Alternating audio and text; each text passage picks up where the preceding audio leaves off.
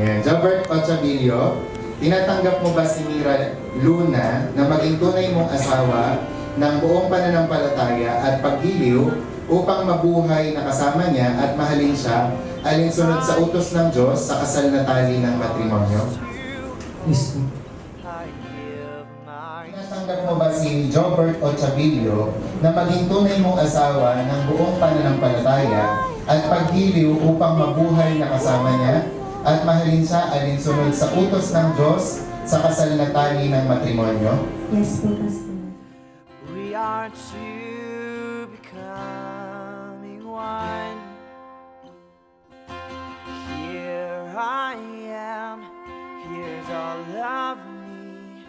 You have all that once was mine. And here's my promise, I'm yours to hold. I'll stay here by your side.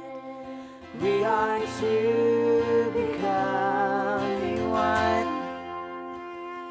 We are two becoming one. May what He's joined me not undone. Ay mag-asawa na kayo alinsunod sa utos ng Diyos at ng batas ng Republika ng Pilipinas sa pangalan ng Ama, ng Anak at ng Espiritu Santo. Amen. Ang pinagsama ng Diyos ay huwag paghiwalayin ng tao. Pagpalain kayo ng Panginoon at ingatan kayo. Paliwanagin nawa ng Panginoon ang kanyang mukha sa inyo at bigyan kayo ng kapayapaan ngayon at sa walang hanggang buhay. Amen. Bakit po ipinakikilala sa inyo sina Mr. and Mrs. Jobert and Mira Ochavillo. Here's my life, I lay it down. I give up myself for